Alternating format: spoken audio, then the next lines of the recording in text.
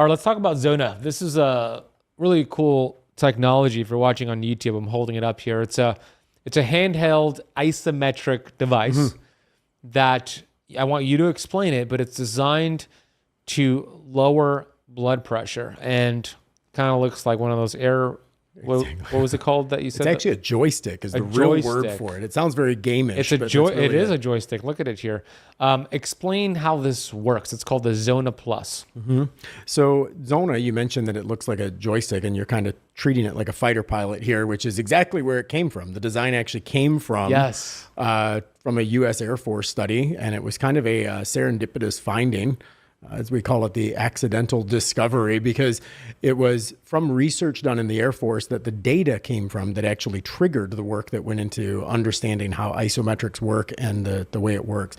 Now, I will never say that it lowers blood pressure because I obey FDA guidelines. Yeah, he didn't say it. I didn't say it. I saw it lower. Very clear there. I saw it lower my blood pressure. There you How go. about It's that? testimonial, folks. I did not endorse that. But share the story of how it was discovered. So the researcher, his name was Dr. Ron Wiley. He actually was hired by the U.S. Air Force to talk about how pilots go into G-force blackout. So for anybody who's seen the Top Gun movie, where he goes up on that steep rise and then passes out, and then Tom Cruise has to find a bunch of ways to get him back, and that's normal for a fighter pilot. And back in the 80s, the U.S. Air Force was trying to study that and find out how can they stop that from happening. Well, Ron Wiley got involved to measure this. So, of course, we're talking military guys that are in peak condition anyways. All of their physical measurements and health histories are taken at the beginning of the study. They're monitored throughout their time. And then at the end, when they're wrapping up all their research, one of the things that he just happened to notice was that every single one of their blood pressure actually decreased over the course of the study. And he's like, well, that's got to be related to something more than random. Like, why are these pilots who are flying every day? Because they were flying every day now versus before that, they wouldn't fly every day. Like, pilots don't fly every single day of the week. So the increased amount, and he's like, well, that's weird. What's going on here? So over time, something was happening, and he was trying to figure out what was going on. So he took all this data. The U.S. Air Force study was over. He took the data and was like, I'm going to spend my time researching this. And he got a grant. And he started working on it. And ultimately, his conclusion was that the grip that the pilots had on the joystick, which actually flies the plane, right? That's how they're steering. That's how they're accelerating, all of that taking place. Correct. He actually attributed and was able to correlate the grip strength to the reduced blood pressure, and not necessarily the compression of it, but the fact that they were holding it at the exact same grip. It was the isometric hold. And we talked about isometrics, that plank as opposed to a sit-up, right? They're not letting go and squeezing and doing weird things. They're holding on for dear life, let's be honest. When they're doing that, that's what he attributed to. And he's like, I wonder if that's got a connection here. So he started studying grip strength, but not grip strength in terms of how much a person can grip, because that's actually a misconception about Zona. People are like, oh, it's like one of those grip things. Yeah, that's what I thought at first too. I know a lot of people do. And they're like, oh, this measures it. Oh, I know the connection because grip strength and longevity. I'm like, nope. And they're like, oh, it's like a stress ball. Nope. No. Oh, it's like, no, it's not. And normally I start conversations with like, let's get rid of everything you think it is, because it's none of those things. It's something completely different than what your intuition says. But our minds want to associate things with things we already understand. Yeah. Right? Like when you tell me about some piece of novel information, I go hunting for all of the things that I already understand so that I can make an association which fast tracks my understanding. Get rid of all of that. Okay. This is a biofeedback device that is actually having you hold a compression at an isometric grip strength, which is equal measurement, over a period of algorithmically calculated time. So you start off by doing your maximum voluntary contraction, we call it, which is how hard can you grip on your right hand. Then it measures your left hand. Internally, it's calculating what would be the perfect amount of grip strength for Ben to hold this device. And we're going to have him hold that for 2 minutes. We talked about a perfect plank is 2 minutes long. Oh, yeah. Not coincidence. Right.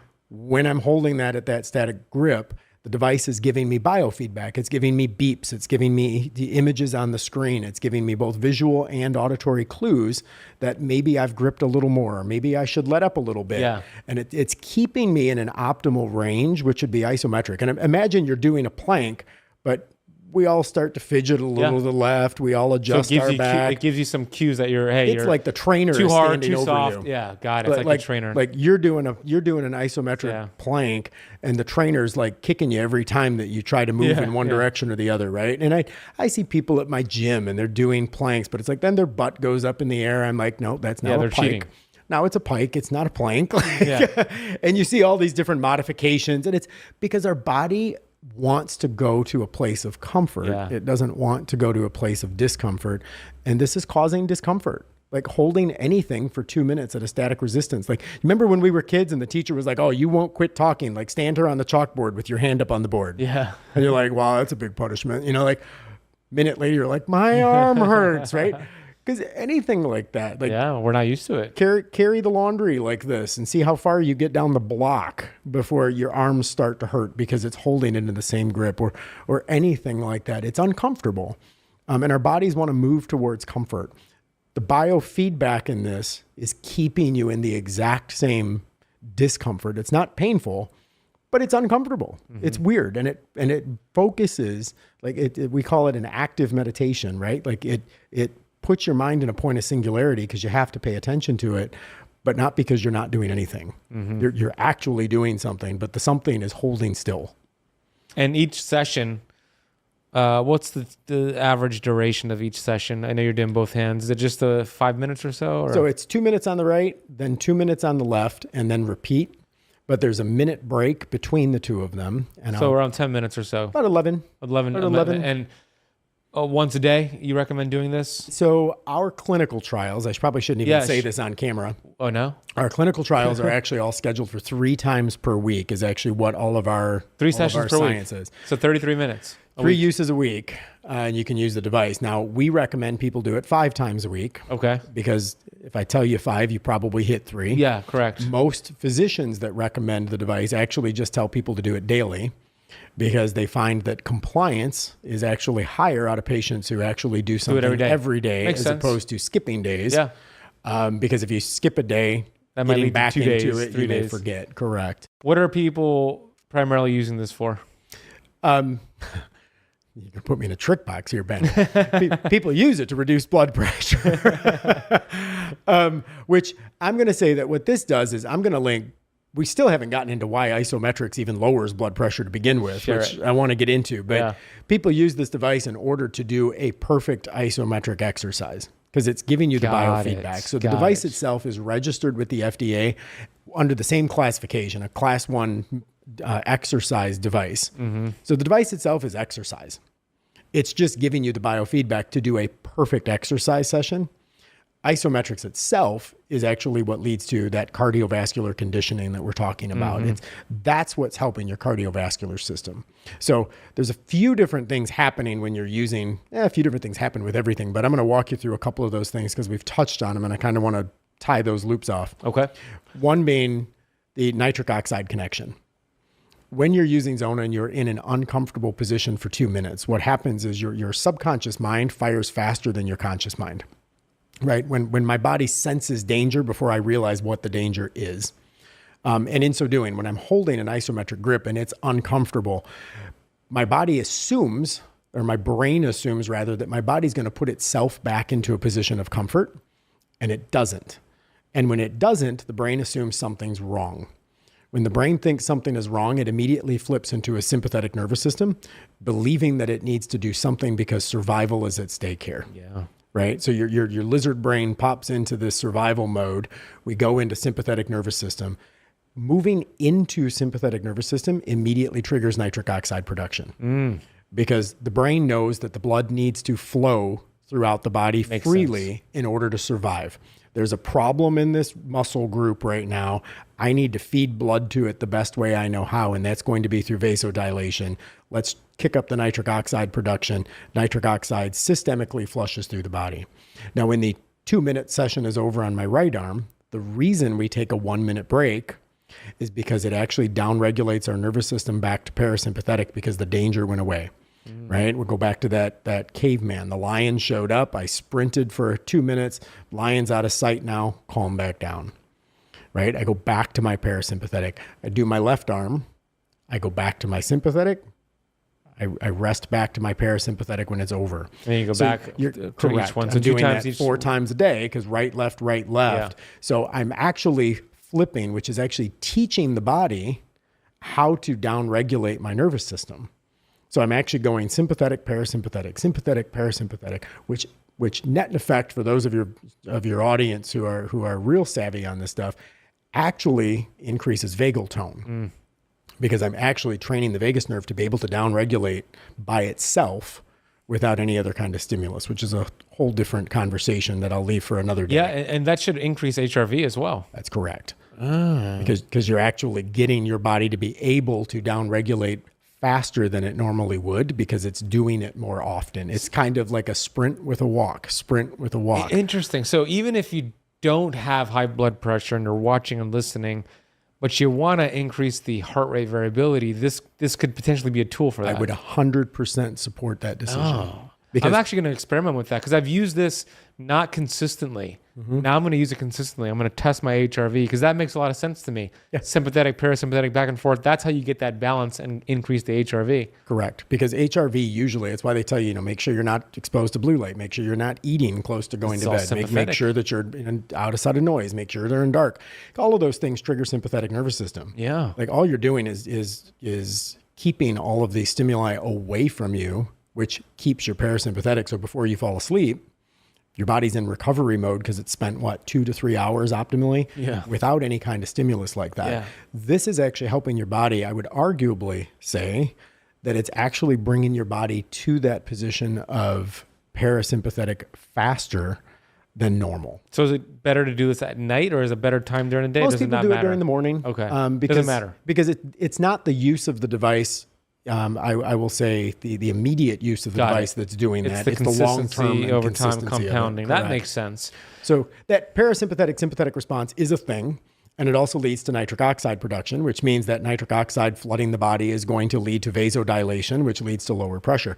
Now, what I will say is that most nitric oxide production is completely metabolized in the body within about 6 hours of that release anyways. So doing this, you'd have to do it every 6 hours. Like even if you take a nitric oxide supplement. In 6 hours, most of it's metabolized. It depends on the supplement and what's the triggering agent in the supplement. But usually you're looking at about 6 hours before that's actually longer than I would have thought.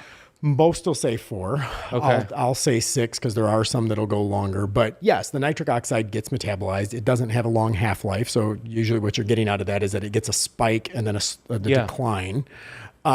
But nevertheless, that's a very short-term solution. That's not a long-term solution to nitric oxide production, right? It's going to happen, but it's going to spurt. That's not going to control blood pressure because blood pressure is a very different underlying problem, which what I want to get into.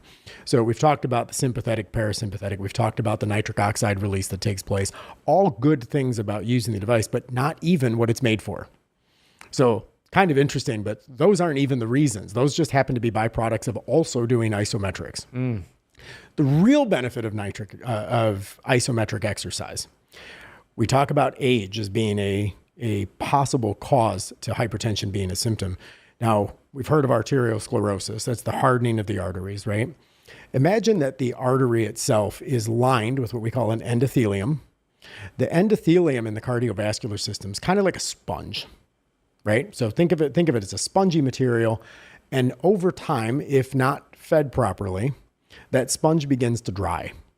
So imagine what a dry sponge is like. Now take a dry sponge and try to wash out the inside of a glass, right? Like you can't even get it in the glass. Not going to work.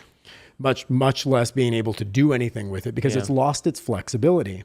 That's arteriosclerosis. It's a good explanation. That's what's happened. You've got a dried sponge, but not just anything rehydrates that sponge. There's a very specific outcome that actually rehydrates that endothelium. But I want to point out the endothelium itself is like the body's natural thermostat for hypertension. So functional medicine is reminding your body of what it already knew, right? Like we're going to do things that make our body remember what it once knew how to do. At 18 years old, nobody was on antihypertensives, maybe the occasional person, so whatever. But by and large, hypertension is not a childhood problem. And the reason for it is because everything's new, right? Nothing's not new anymore. And your body's able to do a lot of things because it was born to survive. And the body's made to survive, right? Your body will do everything to stay alive. Yeah. And it naturally heals and it naturally regulates. And there's thousands of things going on in my body right now, but the only thing my mind is doing is talking to Ben AZADI, right? But my body knows what to do on its own without me going, okay, now breathe, now take another breath, now take another breath, right? Like all these things are happening on a very subconscious basis. Well, over time, what ends up happening with that endothelium is it is the body's natural thermostat. Now think of a thermostat, for those who are not familiar with HVAC analogies. It's kind of the thing that tells the furnace to turn on. So the furnace may be working perfectly fine and it's cold in the house, but if the thermostat doesn't work, the furnace doesn't know to turn on. Mm-hmm. And the endothelium functions that way for the body. When blood pressure gets high, it's the endothelium that tells the body to dilate the blood vessels to allow more flow. When the endothelium doesn't function, the blood vessels just stay constricted. So the blood pressure is going up, and it's literally because the body doesn't know it's going up. Oh. Like the sensor is broken. So the way that we can fix the body's ability to manage its own blood pressure is by fixing the sensor, right? We're going into root cause issues. Like I hate the fact that blood pressure is treated like a disease, or hypertension, I suppose, is the disease, because it's a symptom of something else going on. And we're too busy fixing the symptom that we're not getting into the root. The root is you've got a hardened endothelium because it hasn't been treated the way that it should have been treated. We need to provide the stimulus for the body to react. Connecting that with isometrics. How does isometrics actually restore health to the endothelium? Like I'm putting in chapter headings for myself here. Moving on, chapter 2.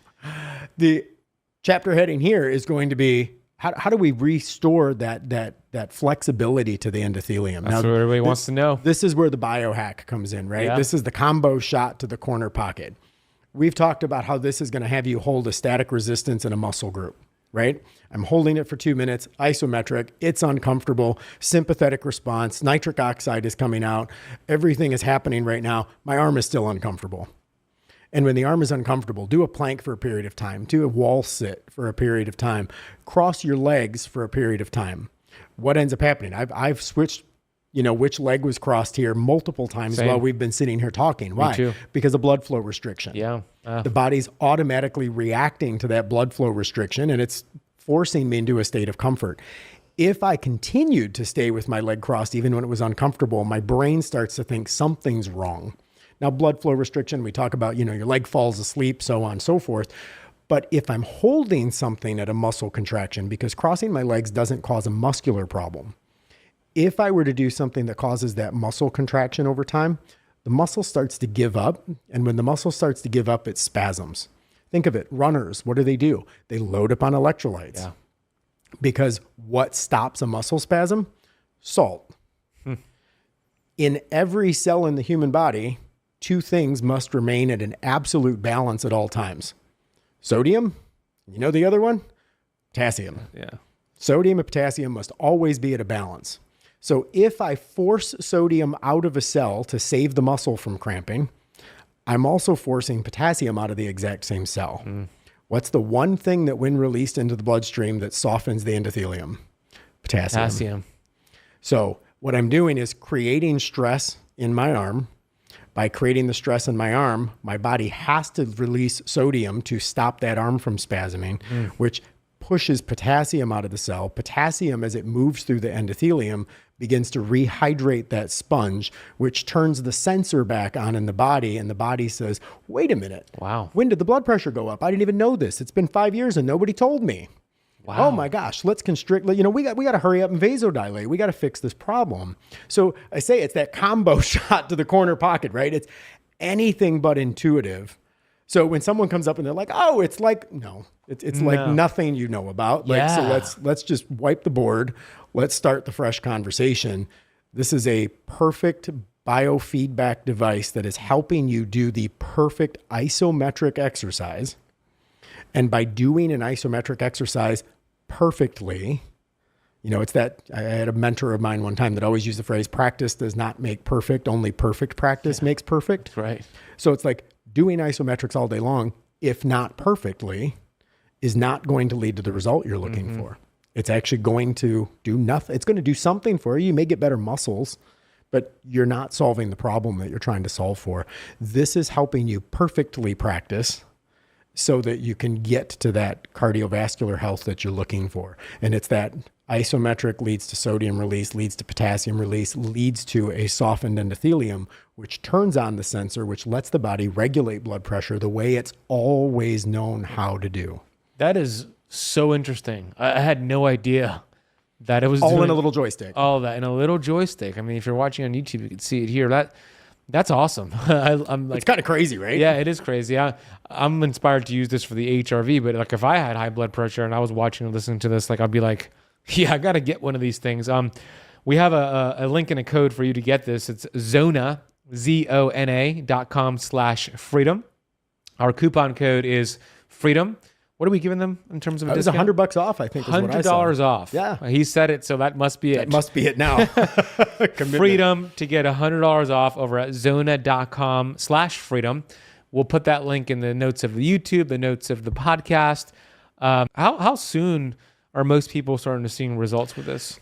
Usually between like 4 to 6 weeks. Of course, I mean, clinical trials, we see a 92% efficacy. So that's pretty darn amazing.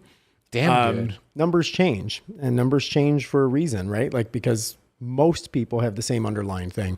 Now, I mean, you and I talked about a lot of reasons that you may end up with blood pressure rising. Does this fix all of that? No. The Zona, you got to do the lifestyle work too. Zona's not going to walk up and slap you because you started to put donuts in your mouth. Like, it's not trained to do that. That'd be cool technology. One I don't want to be around. but the reality. But one of the things, like, it's not going to fix the lifestyle issues. It's not going to fix your sugar intake. This is in combination with the lifestyle changes. It's going to fix the exercise component. Yeah, there you go. All of the other components are still there. It's not going to take the stress out of your life. Yeah. So when I look at 92% efficacy, I'm like, I'm really proud of that number, to be honest with you. But for the 8%, there are some people who are resistant. But the truth of the matter is that number is, I won't even get into the numbers when it relates to pharmaceutical efficacy. Because not even close. Pharmaceutical efficacy is so much lower. And there is a huge population of people who are just resistant to antihypertensives. What do they do? How much money do the hypertensive medication make? Do you know? It's in the billions, right? It's in the billions. Okay, per year. And the issue, yes. And the statins are about $14 billion a year. And 45% of the U.S. adult population has been diagnosed with pre-hypertension to hypertension. 45% diagnosed. That's diagnosed. That doesn't even count for the people that aren't even diagnosed yet. I need to find out how much the what are we calling it? I want to quote it at like 64 billion was the number I saw last. No, per year? Those numbers are that can't be right. Place. You think that's too low? No, it's too high because statins are 14 million globally. How is that so? You might be right. People or dollars? How much dollars the medication? Check it out. Okay, so how do I word this? How much money? Try Hey Siri. This is ChatGPT to see if they get a good study on ChatGPT. How much money? Go to Perplexity. That's my favorite. Where is it? Perplexity. You ever done Perplexity? No, I haven't. But let me just do this. You do that, I'll do it. So how much money does the... Let's see if we get the same number. Hypertensive pharmaceutical industry make globally? That's what we're looking for. All right. I had a whole bunch of typos. Hopefully they fixed that. Let's see. You look and I'll look. Globe News Wire. As of 2023, the global anti-hypertensive pharmaceutical industry generated approximately $25 billion in revenue. Projections indicate significant growth in the coming years, which estimates the suggesting market could reach $50 billion by 2033. I'm reading U.S. population, just the United States, was $25.5 billion in 2023. Key players are Pfizer, Novartis, Merck, Sanofi, AstraZeneca. They hate Zona. There is that question. These companies hate you. Wow. So it makes more than the statin industry. Yeah. That It's insane. Wild. The amount of money. And here's the thing, like I don't want to be conspiracy theorist, and I'm not trying to throw somebody under the bus here, but back in, memory serves me correct, it was late 2022. When you and I grew up, and I'm older than you, but when you and I grew up, the 120/80 was the number, right? Yeah. Like good blood pressure was 120/80. Late 22, the American Heart Association came out and they were like, well, actually it's 110/72. That's our new ideal. And immediately, somebody who woke up on Tuesday morning would have been diagnosed with prehypertensive, which on Monday, they were normal. Meaning because millions of prescriptions were written. Changed the definition. It would kind of like saying, tall people are over 6 foot. And then you're like, you know what? Tall people are over 5'10". And then it's like, wow, the world's getting taller. No, you just lowered the measurement. And that's not accurate, right? 120/80 is still 110/72 is what the American Heart Association says. I understand, but what I'm asking you is, do you disagree with that? Do you think that was made to sell more medication or prescribe more medication? Do you think 120/80 is still I'm disclaiming that I'm not. Mine is actually 110/72, which is kind of funny. That actually is my blood pressure, which is a funny story about that. So what are your thoughts on 120/80 then? I believe that anywhere in that range is healthy, and I believe that different people actually run differently as a normal. We talked about HRV, find your baseline and make sure you're not going above it. Yeah. Like that really becomes the issue. When you start getting into the 130 plus, you're obviously in a situation. But, between 110, 120, I don't think either one of those numbers scare me. And blood pressure is something you want to measure over time, not just freak out over one measurement. Correct. It's transient. So see what's happening over time. Zona.com/freedom. Freedom is the coupon code.